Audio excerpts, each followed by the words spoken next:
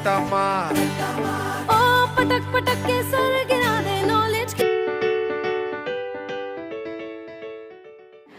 रट्टा मार रट्टा मार रट्टा मार, यही करते आए हैं हम लोग आज तक। और जब भी हमारे एग्ज़ाम्स आने वाले होते हैं उसके 10 या 15 दिन पहले से हम सब इसी काम में लग जाते हैं, किताब खोलो और रट्टा मारो, किताब खोलो और रट्टा मारो।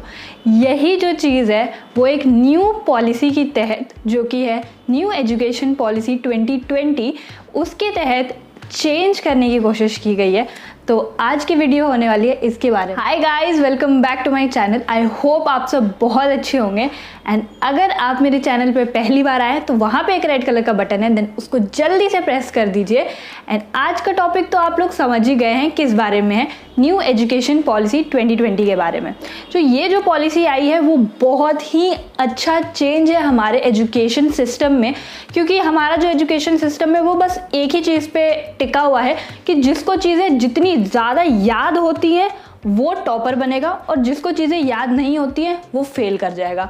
और ये नहीं देखा जाता है कि कौन बच्चा कितना क्रिएटिव है, क्या वो किसी स्पोर्ट्स में क्रिएटिव है। बट इस पॉलिसी के तहत ये सब चेंज करने की कोशिश की गई है। तो आज हम इस पॉलिसी को डिस्कस करेंगे। मैं पहले थोड़ा सा आपको बैकग्राउंड दे देती हूँ इसके बारे में। जो हमारी इंडिया में जो फर्स्ट नेशनल पॉलिसी बनाई गई थी वो 1968 में बनाई गई थी, जब इंदिरा गांधी हमारी प्राइम मिनिस्टर थी। और उसके बाद जो सेकेंड पॉलिसी बनाई गई थी वो थी 1986 में। और 1986 के बाद 34 इयर्स के बाद ये पॉलिसी लाई गई है, जो कि है न्यू एजुकेशन पॉलिसी 2020। एंड इस पॉलिसी से बहुत सारे होप्स हैं। अगर चीज़ें बहुत अच्छी तरीके से इम्प्लीमेंट होती हैं देन आई एम श्योर कि ये चीज़ें बहुत अच्छी होंगी। और मैं थोड़ी सी जेलस हूँ अपने फ्यूचर जनरेशन्स के लिए, क्योंकि उनको बहुत ही ज़्यादा रिलैक्सेशन मिलने वाला है कुछ चीज़ों के लिए। बट मैं उनके लिए बहुत हैप्पी भी हूँ कि उनके लिए ये चीज़ें नहीं है कि उनको बस चीज़ें याद करनी है और जा कर के पेपर पे उगल देना है, वो क्रिएटिव थिंकिंग भी कर सकती है। तो चलिए स्टार्ट करते हैं। सो मैं स्टार्ट करूँगी स्कूल एजुकेशन के साथ। स्कूल के करिकुलम में या स्कूल में क्या क्या चेंजेस लाई गई है। तो मेजर चेंजेस जो लाए गए हैं वो सबसे पहले तो हमारा जो सिस्टम था वो 10+2 सिस्टम था, और अब जो सिस्टम है वो 5+3+3+4 ये सिस्टम है। तो ये जो न्यू पैटर्न है उसके तहत जो 5 इयर्स है, स्टार्टिंग के 5 इयर्स, उन पे भी बहुत ज़्यादा इंपॉर्टेंस दिया जाएगा। क्योंकि जो बच्चे हैं वो आप सब जानते हो कि हम जो छोटे बच्चों का माइंड होता है वो एकदम मिट्टी की तरह होता है, हम जैसे भी उसको मोल्ड करेंगे वो उस तरीके से मोल्ड हो जाता है। तो सबसे इंपॉर्टेंट पीरियड जो होता है वो ये प्री पीरियड होता है, जिसमें कि बच्चों को प्रैक्टिकल नॉलेज दी जा सकती है कि क्या चीज़ कैसे करते हैं, मॉरल नॉलेज दी जा सकती है। तो इस पे भी बहुत ज़्यादा इंपॉर्टेंस दी गई है। और क्योंकि आप जानते होंगे कि आर्टिकल 21A जो राइट टू एजुकेशन है हमारे कॉन्स्टिट्यूशन में, उसमें भी 6 ईयर्स से 14 ईयर्स के बच्चों को कंपलसरी एजुकेशन का प्रोविजन है, बट उससे पहले के नहीं। तो इस पॉलिसी से, न्यू पॉलिसी से, जो बच्चे 6 साल से छोटे भी हैं उनके लिए भी जो प्राइमरी एजुकेशन है उसको बहुत इंपॉर्टेंट बनाया गया है। और उसके बाद जो 3 इयर्स का है, जो 3 to 5 क्लासेस के लिए है, उसमें रीजनल लैंग्वेजेस जो है वो उसको बहुत इंपॉर्टेंस दी गई है। और उसमें उन लोगों को कंपलसरी है कि आप अपना रीजनल लैंग्वेज या जो मदर टंग है उसमें पढ़ाई करें, और आप उसमें पढ़ाई कर सकते हैं। उसके बाद की जो पीरियड है 6th से लेकर के 8th क्लास तक के, उसमें एक बहुत ही अच्छा चेंज लाया गया है, वो है वोकेशनल ट्रेनिंग का। वोकेशनल ट्रेनिंग होती है कि आप कोई भी एक स्किल इनकर करें। मतलब अगर आप पॉटरी सीखना चाहते हैं, अगर आप कारपेंट्री सीखना चाहते हैं, अगर आप इलेक्ट्रीशियन का काम सीखना चाहते हैं, अगर आप कोडिंग सीखना चाहते हैं, ऐसी जो चीज़ें हैं जो कि हम स्कूल में तो कभी नहीं सीख सकते हैं, और अगर हम सीखें भी तो हमें अपने घर की तरफ से सीखनी पड़ती हैं, और वो बहुत ही रेयर होता है कि हम सीखें। बट क्लास 6 के बाद ऑनवर्ड्स हमें एक वोकेशनल ट्रेनिंग भी दी जाएगी, उसमें हम इंटर्नशिप्स भी कर सकते हैं।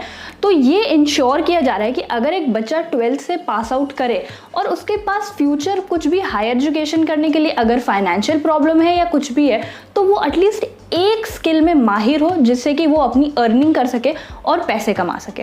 उसके बाद आता है 9th से लेकर के 12th का सिस्टम, जिसमें कि एक बहुत ही इंपॉर्टेंट चीज़ आई है।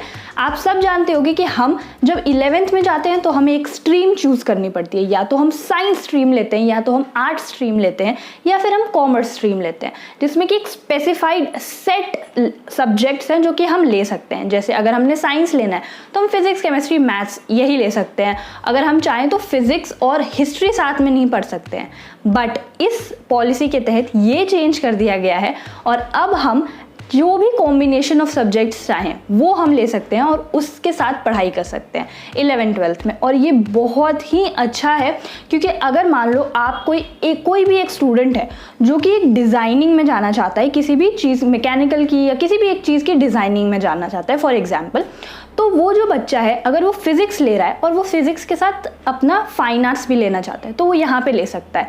तो कॉम्बिनेशंस जो है वो बहुत ओपन हो गई हैं। बस एक प्रॉब्लम है कि इससे बच्चे कंफ्यूज ना हो जाएं, तो काउंसलिंग की ज़रूरत ऑब्वियसली पड़ेगी और स्कूल में टीचर्स एज वेल एज जो भी एक काउंसलर्स होते हैं उनको बहुत अच्छे से बच्चों को काउंसलिंग देनी पड़ेगी कि आप कौन से सब्जेक्ट्स लो ताकि आप फ्यूचर में जो है उसका हेल्प ले पाओ। एंड इनफैक्ट 11 एंड 12th के जो बोर्ड्स हैं, इस साल के बोर्ड्स पे तो मेरे हिसाब से कोई फ़र्क नहीं पड़ने वाला है, क्योंकि ये पॉलिसी अभी जस्ट आई है और इस पॉलिसी को इम्प्लीमेंट होते होते थोड़ा टाइम लगेगा। बट मे बी अगले साल के बोर्ड्स में objective as well as subjective दोनों टाइप के क्वेश्चंस को इंट्रोड्यूस किया जाए या कुछ और भी चेंजेस किए जाएँ, जो कि अभी उनकी नोटिफिकेशंस नहीं आई हैं, but may be in future उनकी नोटिफिकेशंस ज़रूर आएंगी 11th एंड 12th के बारे में भी। तो ये जो है ओवरऑल स्कूल के बारे में एक बहुत ही अच्छी, सारी स्कूल्स में जितना भी सिस्टम है उसमें बहुत अच्छे चेंजेस आए। मेरे हिसाब से वोकेशनल ट्रेनिंग वाला जो प्रोग्राम है वो बेस्ट है, क्योंकि वो उनसे बच्चों को एक स्किल इनकर होगी। एंड इनफैक्ट अगर आप कोई भी करिकुलर एक्टिविटी कर रहे हैं, आप अगर म्यूज़िक में बहुत अच्छे हैं, आप अगर स्पोर्ट्स में बहुत अच्छे हैं, तो उनके भी जो पॉइंट्स हैं वो जुड़ेंगे। ये नहीं, मैं पर्सनली अपना एग्जाम्पल दे सकती हूँ।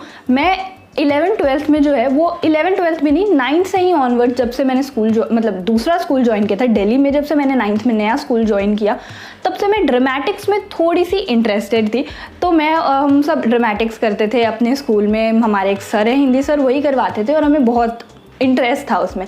बट हाँ, हमें ये हमेशा चीज़ दिमाग में होती थी कि हम अगर वो कर रहे हैं तो हमें अपनी पढ़ाई भी साथ में ध्यान में रखना है। ये नहीं कि हमारी क्लासेस छूट गई और उसकी वजह से जो हमारी क्लासेस की लॉस होती थी उसमें थोड़ी प्रॉब्लम्स तो होती थी, बट हमने मैनेज कर लिया। बट वही है कि अगर मान लो हम ड्रामेटिक्स कर रहे होते और हमें ड्रामेटिक्स के लिए ही मार्क्स दिए जाते कि हाँ इस बच्चे ने ड्रामेटिक्स में बहुत अच्छा किया है तो उसके मार्क्स जुड़ रहे हैं, तो वो एक अलग तरीका हो जाता है, उससे बच्चे और इनकरेज भी होते हैं। तो ये बहुत अच्छा चेंज है। एंड द मोस्ट इंपॉर्टेंट और बहुत ही अच्छा चेंज जो है वो है रिपोर्ट कार्ड का। एक होलिस्टिक अप्रोच रहेगी। अब रिपोर्ट कार्ड में बस ए माइनस बी माइनस ए प्लस बी प्लस ये वाला सिस्टम नहीं होने वाला है। आपको ओवरऑल आपके परफॉर्मेंस पे जज किया जाएगा कि आपने अपने वोकेशनल में, प्रैक्टिकल में, को करिकुलर में कैसा किया है, सब कुछ के ऊपर। तो ये थी कुछ स्कूल से रिलेटेड बातें। अब करते हैं कि कॉलेजेस में या हायर एजुकेशन में क्या क्या चेंजेस हुए हैं। कॉलेजेस में बहुत ही अच्छे चेंजेस हुए हैं। वो है दो इम्पॉर्टेंट चेंजेस। फर्स्ट बीइंग कि एंट्री और एग्जिट इन द जो कॉलेज है वो बहुत फ्लेक्सिबल हो गया है। अगर आप किसी कोर्स में एनरोल करते हो, आपको 1 साल पढ़ने के बाद लगता है कि आपको इस कोर्स में इंटरेस्ट नहीं आ रहा है, आपको छोड़ देना है, तो अगर आप वो कोर्स छोड़ते हो तो आपको 1 ईयर का सर्टिफिकेट मिल जाएगा। ये नहीं होगा कि आपका 1 साल वेस्ट गया और आपको कुछ भी सर्टिफिकेट के फॉर्म में नहीं मिला। अगर आपने 2 साल कंप्लीट किए तो आपको डिप्लोमा का सर्टिफिकेट मिलेगा और अगर आपने 4 साल कंप्लीट किए तो आपको प्रॉपर डिग्री मिल जाएगी। एमफिल जो है उसको यहाँ पे ख़त्म कर दिया गया है, जो कि रिसर्च के लिए लोग जाते हैं वो करते हैं एमफिल, तो उसको यहाँ पे हटा दिया गया है। एंड इसमें ये बहुत अच्छा है कि अगर कोई स्टूडेंट गया और उसको मन नहीं लग रहा है तो वो छोड़ करके एटलीस्ट ये होगा कि उसको 1 साल का सर्टिफिकेट मिल जाएगा, उसका वो साल वेस्ट नहीं जाएगा। एंड बहुत ही अच्छा है। एंड सेकेंड है, अगर आप 1 साल पढ़ लेते हो और आपको 1 साल का ब्रेक लेना है, जो कि मैंने बहुत सारी फॉरेन कंट्रीज़ में ये चीज़ें सुनी थी, बट ये हमारे इंडिया में भी इम्प्लीमेंट हो रहा है। मैं बहुत खुश हूँ इसको लेके। अगर आप 1 ईयर कंप्लीट करते हो और उसके बाद आपको 1 ईयर की इंटर्नशिप करनी है या कहीं जॉब लेना है या कोई प्रैक्टिकल नॉलेज लेनी है, तो आप कॉलेज को बता सकते हो कि मैं 1 ईयर बाद या 2 ईयर बाद जो है आके ज्वाइन करूँगा। तो आपके जितने भी फर्स्ट ईयर के जो क्रेडिट्स मिलते हैं कॉलेज में, जो क्रेडिट्स हैं वो एक बैंक बनाया गया है जिसमें कि वो सेफ हो जाएंगे। उसको बोला गया है एकेडमिक बैंक ऑफ क्रेडिट। तो इस एकेडमिक बैंक ऑफ क्रेडिट में आपके क्रेडिट्स जो हैं वो ज्वाइन होते जाएंगे। जब भी आप 2nd ईयर में वापस आएंगे 1 साल बाद या 2 साल बाद, तो आप सेकेंड ईयर से कंटिन्यू कर सकते हैं, जो कि अभी ऐसा कुछ भी सिनेरियो नहीं है। अगर आपने 1 ईयर बाद कॉलेज छोड़ दिया तो कॉलेज छोड़ दिया और ख़त्म। तो ये 2 पॉइंट्स जो हैं वो मुझे कॉलेजेस से रिलेटेड बहुत अच्छे लगे हैं। और जो थर्ड है वो है कि एक higher education commission of India बनाई गई है, जिसके अंदर सारी के सारी जितनी भी हायर एजुकेशन की इंस्टीट्यूट्स है वो उसमें फॉल करेंगी, एक्सेप्ट लीगल कॉलेजेस या इंस्टीट्यूट्स एंड मेडिकल। इन दोनों को छोड़ के बाकी जितनी भी फील्ड्स हैं उन सबको एक ही कमेटी डील करेगी। तो ये एक बेटर वे हो सकता है, क्योंकि आप सारी की सारी चीज़ों को एक वन पार रखोगे, अच्छे से एक साथ गवर्न कर सकते हो एक सिमिलर पैटर्न पे, एक सिमिलर रूल एंड रेगुलेशंस पे। तो ये बहुत अच्छी पॉइंट्स है। और जो एक और बहुत ही इंटरेस्टिंग और इम्पॉर्टेंट पॉइंट है जो कि हमारे एजुकेशन सिस्टम में मुझे लगता है बहुत पहले से ही आ जाना चाहिए था, वो है लोक विद्या का पॉइंट।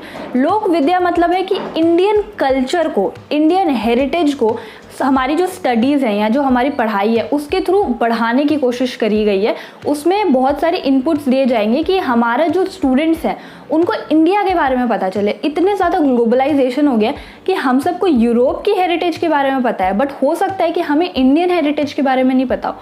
तो ये जो बहुत ही ज़रूरी थी कि at an early age only the students should start and they should know about Indian culture and Indian heritage, क्योंकि हमारा जो हेरिटेज है वो इतना रिच है।